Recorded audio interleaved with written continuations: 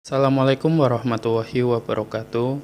Sebelumnya perkenalkan saya Muhammad Khairul Mutakin dengan NIM 1120052 dari kelas HKIP. Pada kesempatan kali ini, saya akan sedikit mempresentasikan mengenai sejarah peradilan Islam, baik dari sejarah peradilan pada masa Rasulullah hingga masa Turki Utsmani, yang mana tema yang saya bawakan kali ini adalah saatnya yang muda bicara sejarah. Baik, langsung saja. Sejarah peradilan yang akan saya presentasikan pertama adalah sejarah peradilan pada masa Rasulullah SAW. Sebagai seorang penerima sekaligus penyampai wahyu dari Allah, Nabi Muhammad SAW merupakan satu-satunya sumber segala hukum dan tata aturan. Segala perbuatan dan ucapannya juga diperlukan dalam kerangka penegakan keadilan dan pemeliharaan hak-hak masyarakat waktu itu yang terkadang mengalami perselisihan atau persengketaan antar pemiliknya. Pada zaman Nabi, proses peradilan berlangsung dengan sangat sederhana. Jika ada seseorang yang menemui satu permasalahan, maka ia dapat bersegera datang kepada Nabi untuk meminta putusan, tanpa harus menunggu waktu tertentu maupun mencari tempat tertentu pula. Sumber hukum pada masa Rasulullah. Sumber hukum yang digunakan Rasulullah sendiri berasal dari wahyu yang ada dalam Al-Quran, dan terkadang juga memutuskan suatu perkara dengan ijtihad beliau dalam beberapa hal ketika tidak terdapat nasnya secara eksplisit dalam Al-Quran. Salah satu contoh dan penyelesaian kasus hukum yang pernah terjadi pada masa Rasulullah, yaitu ketika Rasul memutuskan perselisihan antara Abu Bakar dan Rabi'ah al-Salami tentang tanah yang di dalamnya terdapat pohon kurma yang miring. Adapun batangnya di tanah Rabi'ah, sedangkan rantingnya di tanah Abu Bakar, dan masing-masing mengakui bahwa pohon tersebut miliknya. Lalu keduanya pergi kepada Rasulullah, maka beliau memutuskan bahwa ranting menjadi milik orang yang memiliki batang pohon. Dalam bidang kehakiman, Rasulullah SAW sendiri bertindak sebagai penatap hukum, hakim, dan pelaksana kepada hukuman yang dijatuhkan. Rasulullah SAW mengizinkan sahabat berijtihad dan melakukan fatwa bagi mereka untuk melatih mereka di bidang kehakiman. Apabila wilayah Islam semakin luas, Rasulullah SAW melantik dan menghantar beberapa orang sahabat menjadi gubernur dan juga merangkap sebagai qadhi atau hakim. Namun, hal ini tidak bermakna bahwa setiap gubernur bebas menghukum suatu masalah. Sebaliknya, Rasulullah SAW yang memegang tampuk kehakiman utama.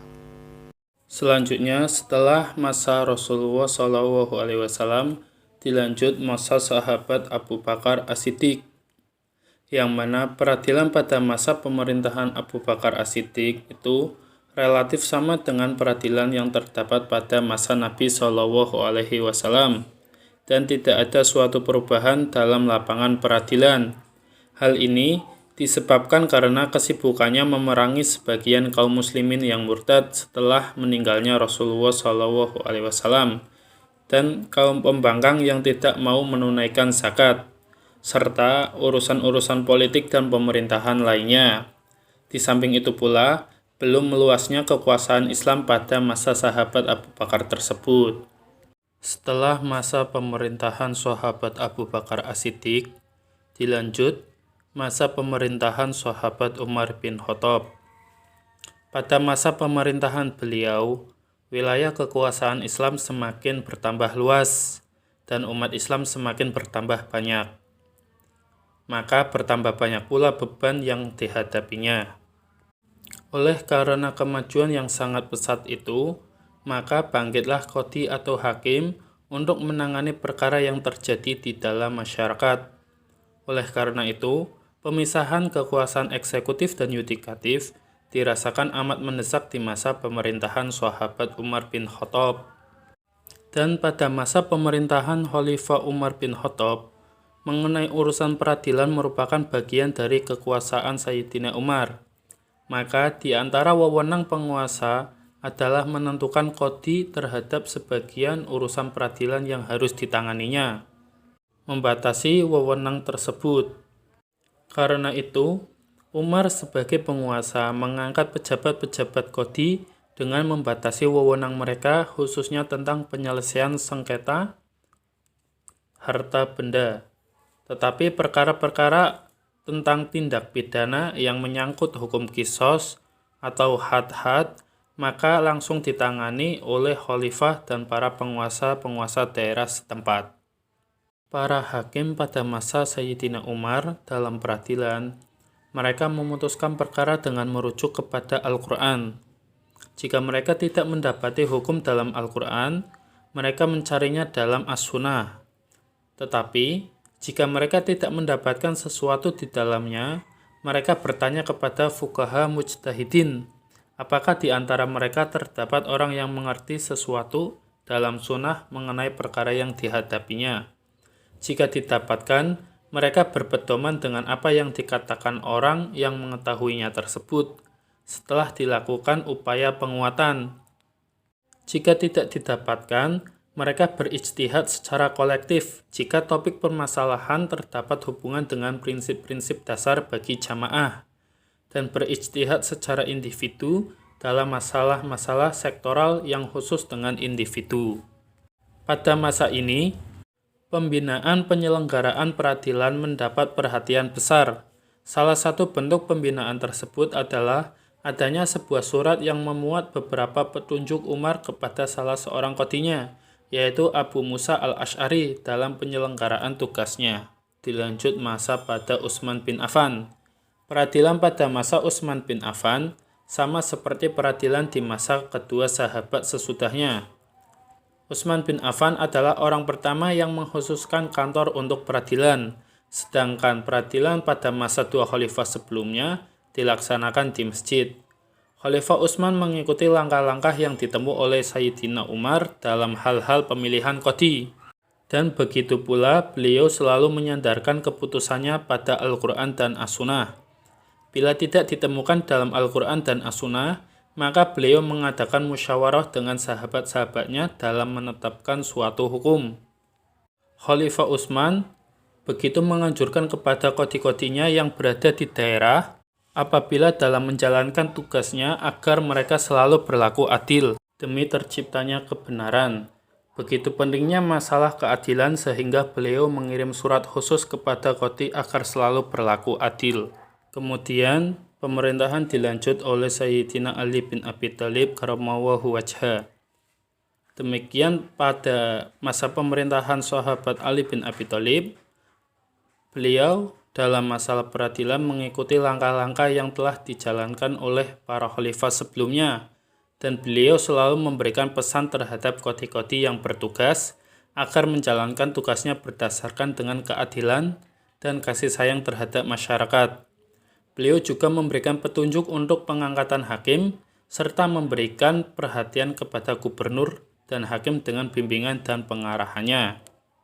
Setelah masa Khulafaur Rasyidin, dilanjut masa dinasti Umayyah, yang mana berkuasa selama kurang lebih 91 tahun, dari tahun 661 Hijriah hingga 750 Hijriah. Pada dinasti Umayyah, Al-Qadha dikenal dengan organisasi kehakiman, di mana kekuasaan peradilan telah dipisahkan dari kekuasaan politik.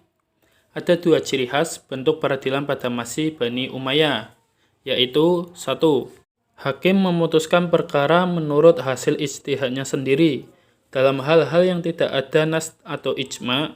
Ketika itu, madhab belum lahir dan belum menjadi pengikat bagi keputusan-keputusan hakim. Pada waktu itu, hakim hanya berpedoman kepada Al-Quran dan Sunnah. Yang kedua adalah lembaga peradilan pada masa itu belum dipengaruhi oleh penguasa. Hakim memiliki hak otonom yang sempurna, tidak dipengaruhi oleh keinginan-keinginan penguasa sendiri. Dalam hal itu, khalifah selalu mengawasi gerak-gerik hakim dan memecat hakim yang nyeleweng dari garis yang telah ditentukan.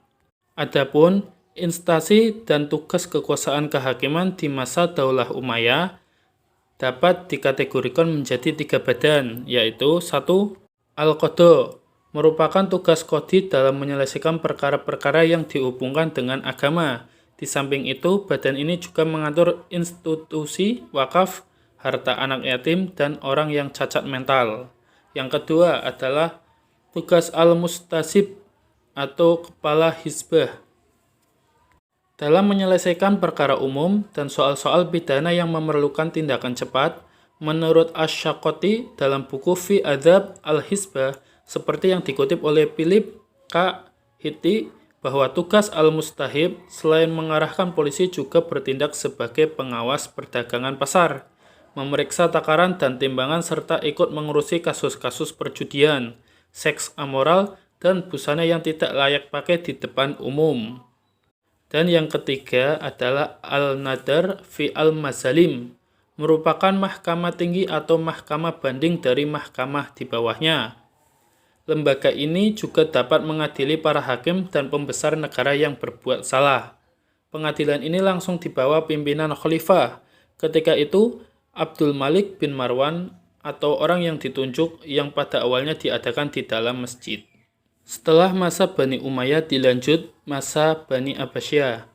Pada masa Bani Abbasiyah, hukum Islam mengalami perkembangan yang begitu hebat.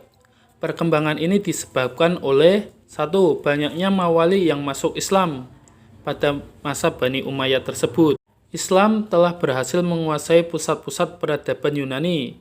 Harun ar-Rasyid menjadi khalifah pada masa 787 Masehi. Sebelumnya, ia belajar di Persia sehingga ia cinta dan gemar pada ilmu pengetahuan dan filsafat.